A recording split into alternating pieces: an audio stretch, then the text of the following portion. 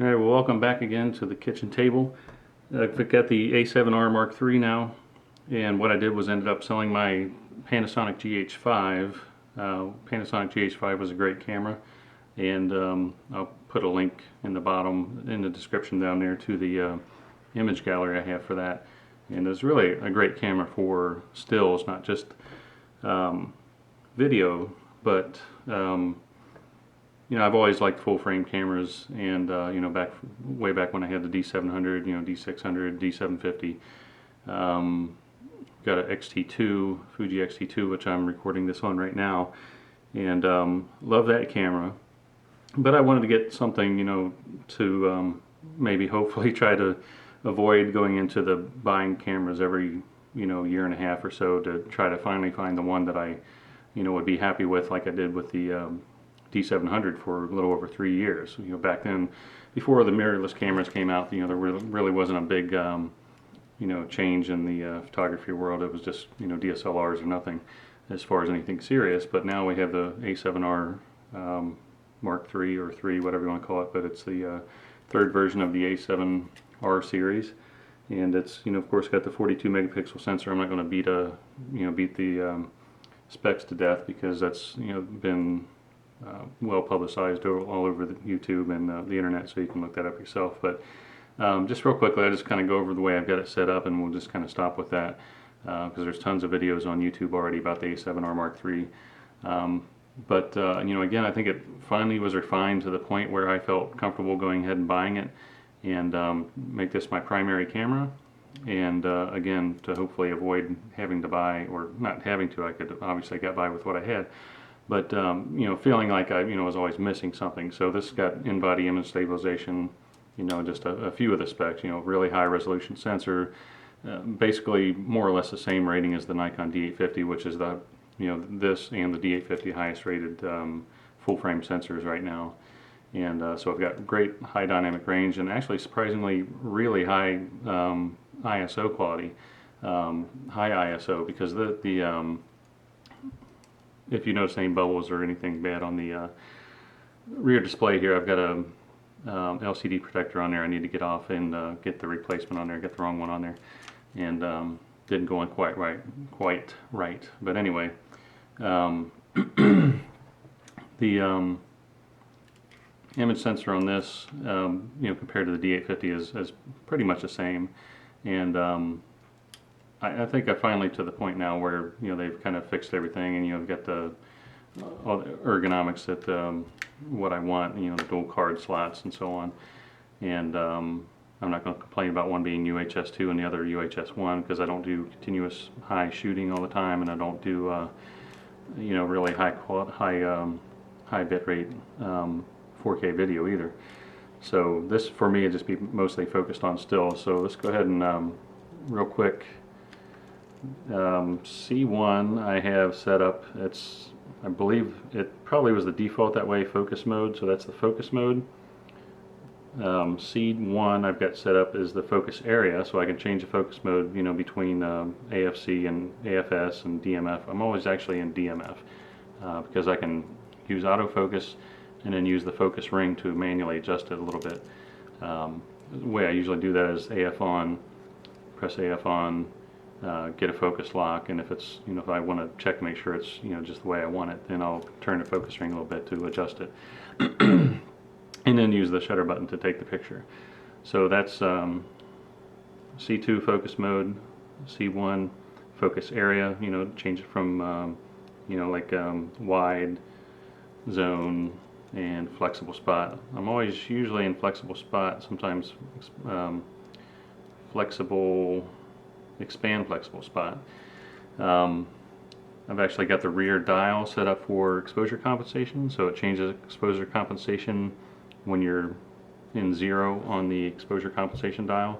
So if you set that to 0 and you set the rear dial to change exposure compensation, now you can change that. So I don't have to look at the or reach up and turn this. It's a little easier to turn the rear dial, and then just look there in the screen and you can see what you're changing.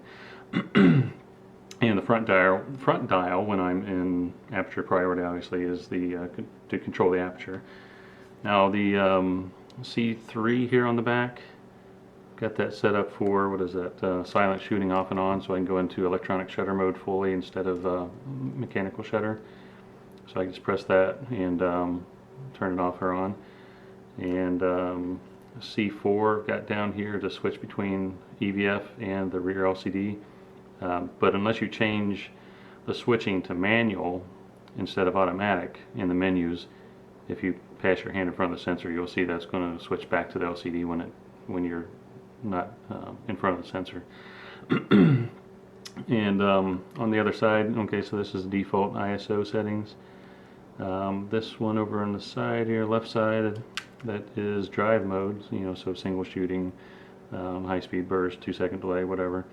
The up button is for changing the display to various modes, you know, that's the default. And I left the video recording to, you know, start and stop video. What else do we have? So I could go, oh, for the personalized menus here. So I've got, you know, the little star there, that's your like personal menu. So I've got the steady shot on top, so I can turn the stabilization off and on if I can on a tripod. Silent shooting off or on, probably don't need that because I've got it on the button now. Control a smartphone, so you can turn on the so you can turn on or off the Wi-Fi connection to the phone. It's not on right now, actually. I'll just go ahead and turn that off anyway. Go back. Touchpad settings, so I can change the touchpad settings for the autofocus, you know, and then the viewfinder and LCD monitor option there, so I can change the change that to manual if I want to. And the way I do that is if I'm like on vacation out shooting a lot and I want to conserve the battery and it's too bright outside to use the rear LCD anyway, what I'll do is I'll just change that into viewfinder manual, and so now the rear LCD won't come on anymore, although I can still switch it back here if I wanted to, and you know, handy for reviewing pictures and so on, or just, you know, doing something else where you just want to see it on the larger screen. So now the other thing to note about this, once I've got it manual and set on EVF only, EVF won't be on unless you trip the sensor. So what I'll do is I'll just turn the camera vertical and kind of hold it away from my body when I'm walking around if I want to leave it on for a few minutes, and that way, you know, the EVF is off and the rear LCD is off, and but the camera's still on, so it kind of conserves battery. And speaking about the, you know, the battery, obviously that's you know, it's what everybody, well, hold on a second now, I need to get back in the menu. It's what everybody said it is. You know, it's a really good battery. I don't want to pop it out right now because I'm in the menu, but it does last quite a long time. It should be probably last all day for me when I'm on vacation, just out shooting, you know, a couple hundred pictures during the day. Okay, ISO auto ISO minimum shutter speed. I've got that as one of my other menu options in the personal menu. And if you press to the right, go to page 2. See the little, you know, 1, 2, 3, and it says up here you're on 2 of 3. Turn the face priority in multimetering off or on. Sometimes I want to do that because I don't want the exposure to change based on the face. You know, control that myself. File format, so I can change from RAW to JPEG or RAW plus JPEG, whatever I want to do. Bracket settings, so I can change anything related to the bracketing. And electronic first curtain shutter. Sometimes I want to turn that off and on. I've got it off right now. And finally format, so I can format the memory cards. So that's what I have in the menus for the personal menu. And you know, again, the battery, it's kind of like, I would say about the size of a maybe like a Nikon D750 battery, kind of like the size of the, excuse me, the Nikon DSLR batteries. But that's about it, really. You may be looking at the lens of, why in the world did you buy a 24 to 240? This is the only lens I actually have for this right now. Obviously I know it's not the best quality lens, but it is the most versatile lens for me. And if you look at some of my other image galleries, you know, with the lenses like the Tamron 28 to 300, the Olympus 12 to 100 f4 is not really a fair comparison to something like this, because that lens is actually a professional lens and, you know, pro quality, where this one is, you know, it's a little bit longer. 12 to 100 on the Micro Four Thirds is like a 24 to 200, so this is 24 to 240, a little bit longer. But I just want something that kind of cover everything, and I'm out on vacation. You know, it doesn't have to be, you know, professional quality image, you know, sharpness and so on. It's way more than enough, and it's a variable aperture lens, obviously, 3.5 to 6.3 out on the long end. But you know, usually on vacation I've got plenty of light, and that's kind of what the intent was for this lens. Later on I'll probably buy the 24 to 105 f4, and yeah, so that's it. You know, that's about it for the A7R III. You've probably seen lots of videos about this already, so I'm not going to, you know, go into too much detail about it. But so that's what I'll be shooting with primarily now, hopefully for the next 2, maybe 3 years.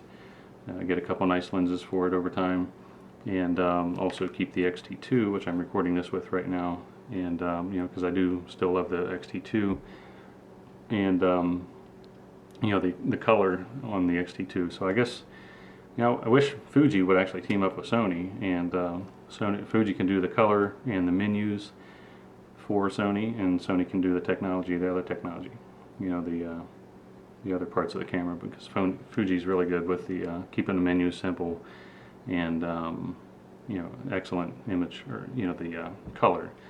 So that's it for now. You know, I'll probably do something about the X-T2 as far as a video on that, you know, brief overview of how I have it set up and what my plans are for that. But so that's it right now.